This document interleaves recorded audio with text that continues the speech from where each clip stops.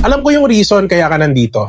Okay, dun pa lang sa thumbnail, dun pa lang sa title ng video natin. So alam nyo na for sure yung pag-uusapan natin. So it's all about copyright strike. So dito sa vlog na to guys, pag-uusapan natin yung mga bagay na kailangan nyo malaman sa mga baguhan na YouTubers dito, no, especially dun sa mga content creators na nakakuha ng ganitong violation guys, no, makinig kayo mabuti. So ano nga ba yung copyright strike guys, no? Wala nang paligoy-ligoy. So alam nyo naman si DJMA.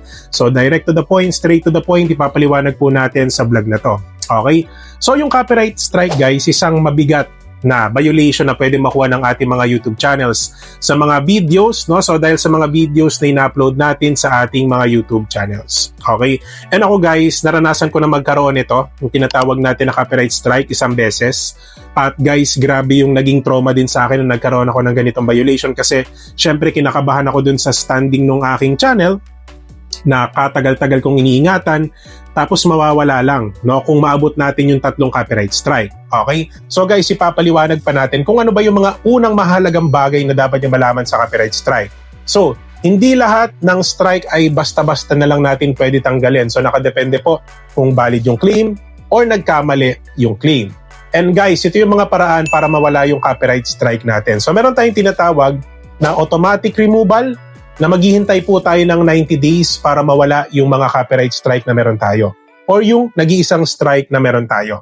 Okay? So, kusa po itong nawawala after 3 months. Okay? And of course, guys, kailangan yung tapusin yung tinatawag natin na copyright school. Sorry, kasi doon sa ating violation, may makikita po kayo na step by step na kailangan yung gawin. At copyright school, isa po yan sa dapat yung attenan. So, dyan lang naman yun, guys, sa mismong YouTube.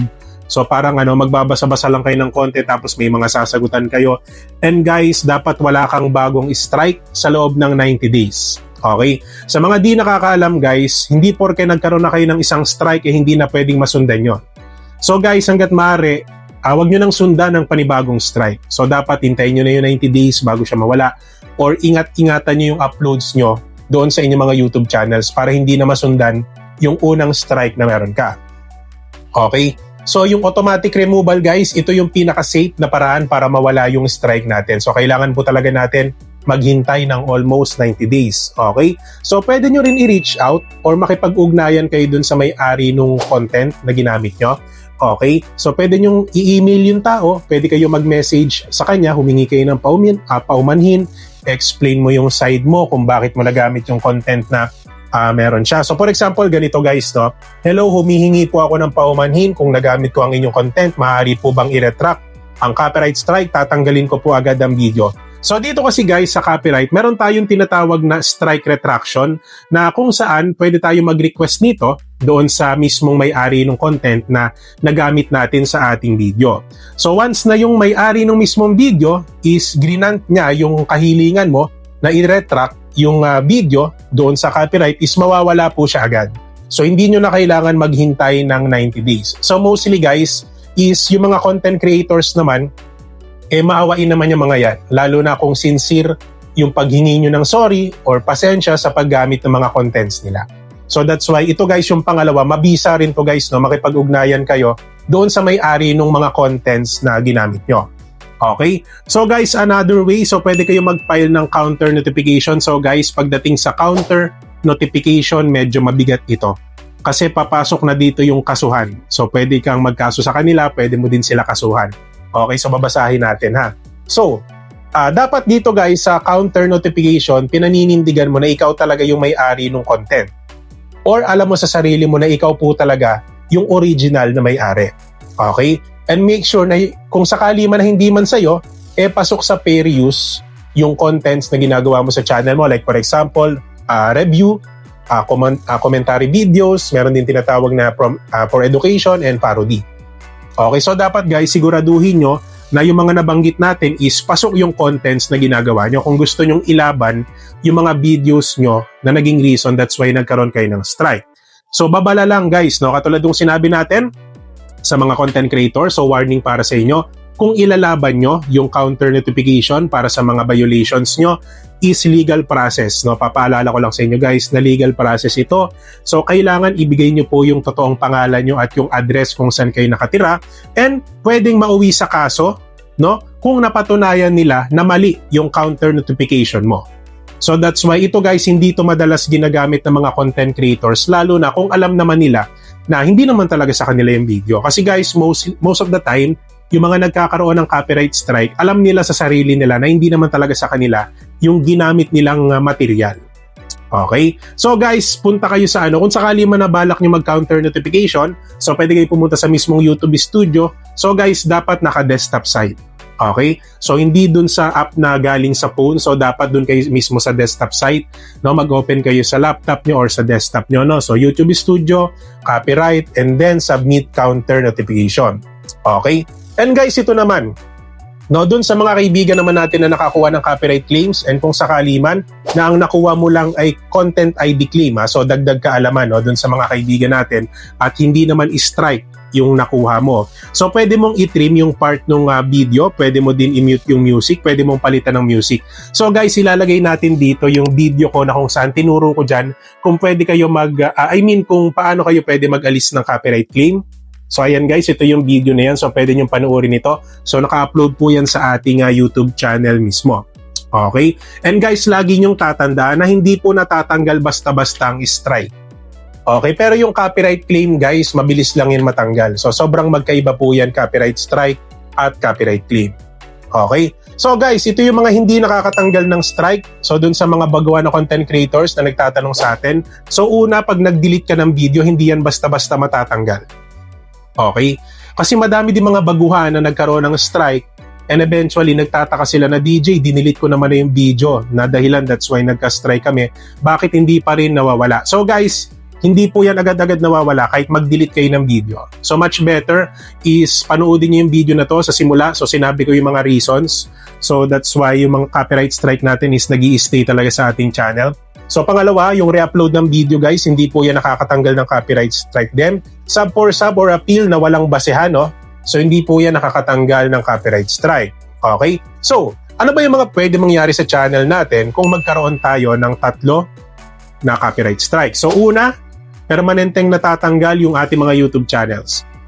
Kaya nga lagi ko sinasabi sa inyo guys, na hanggat kaya nyong ingatan yung inyong mga YouTube channels, ingatan natin.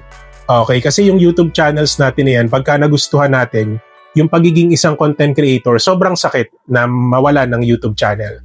Lalo na pagka nag-effort ka na dito, di ba, ginawa mo yung best mo para umangat yung channel mo. But katulad nga na sinasabi natin guys, na dito sa YouTube, may mga rules tayo na kailangan sundin. So that's why, ingatan nyo yung mga YouTube channels nyo kung paano kayo mag-upload ng video. Okay? So pwedeng mawala lahat ng mga videos natin kung sakali man na magkaroon na tayo ng 3 strike, and of course, bawal ka nang gumawa ng YouTube channel. So baka nagtataka yung iba sa inyo na DJ, gusto ko sana ulit gumawa ng YouTube channel pero hindi ko magawa. So tinatanong ko sila, ano ba yung nangyari sa channel mo? So sinasagot naman nila ako, DJ, may history kasi kami na nagkaroon na kami ng copyright strike. So na-delete yung unang channel namin. So yun yung dahilan. No? So hindi na po kayo pwede gumawa ng mga bagong channels kung sakali man na nagkaroon na po kayo ng 3 strike doon sa account na yon. Okay? So ano ba yung mga ways para maiwasan nyo ang tinatawag natin na copyright strike? So una, pwede kayong gumamit ng mga audio from YouTube library. Okay?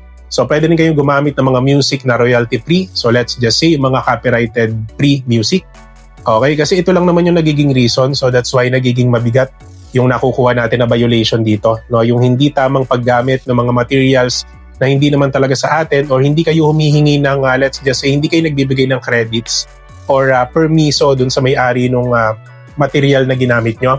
Okay? And then, iwasan nyo rin po yung paggamit ng mga movie clips. Ito, madalas nagiging biktima yung mga baguhan na content creators. Madalas silang gumamit ng mga clips sa mga palabas, mga movies, no, lalo na yung mga bagong lalabas na movies ngayon like yung The Avengers, diba, Doomsday. So yan, madaming gumagamit niyan, lalo na yung mga nagte-trend na mga movies nowadays internationally. So ayun, okay? Lalo na kung mahaba yung part ng clip na ginagamit nyo. So for sure, madedetect ni YouTube yon na copyrighted yon. Okay, and then yung mga gumagamit ng copyrighted music, but most of the time guys, pagka gumagamit kayo ng copyrighted music, is copyright claim lang naman yung lumalabas. So parang notification lang ito na oy, gumamit ka ng music na copyrighted, so pwede mo yung tanggalin. So katulad nung sinabi natin kanina, pwede nyo panoodin yung video na tinag natin dito. Okay? So, pwede kayong maglagay ng sariling boses and commentary para pasok din kayo sa peer use. Okay?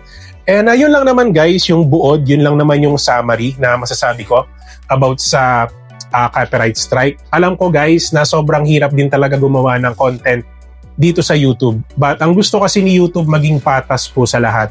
Lalo na sa mga content creators na pinaghihirapan din naman yung mga videos na meron sila. That's why kung gusto mo pang alamin yung mga bagay-bagay sa copyright strike, so pwede mong panoorin nilit itong video na to. So baka may nalaktawan tayo or pwede rin kayo magdagdag ng sarili nyong opinion lalo na dun sa mga naka-experience din magkaroon ng 1, 2 or 3 copyright strike sa kanilang mga channels para kahit papano guys makatulong tayo sa ating mga bagong viewers para maging awareness din, no? Maging aware sila sa pwede mangyari sa kanilang mga YouTube channels kung sakali man na magkaroon sila ng tinatawag natin na copyright strike. And kung sa tingin nyo guys, marami kayong natutunan sa vlog natin for today, don't forget to subscribe my channel, DJMA, for more videos like this. At syempre guys, mega love shoutout pala sa mga solid viewers na lagi nag-aabang ng ating vlogs lately. Ayan, sa mga bago, sa mga dating viewers natin, maraming salamat po sa inyong always panonood. And of course guys, hindi rin natin kakalimutan yung ating mga pinakamamahal na members. Ayan, na nagpa-member last month and this month. Ayan, so mega love shoutout po pala sa inyo. At bilang perks, ipineplex natin sila every end of our video. At meron po silang tinatawag na monthly community post. Once a month, ipinopost po natin sila sa ating community para mas makilala po sila ng ating mga subscribers and viewers. And kung sakali man guys, na medyo nabitin po pala kayo sa vlog natin for today, no? So pwede nyong panoorin yung iiwan kong video na nasa taas. And of course, yung ating DJMA YouTube Tips playlist na for sure madami kayong matututunan lalo na sa mga baguhan na YouTuber sa ngayon. Okay, so yung lang naman guys, maraming salamat sa panonood and God bless po sa ating lahat.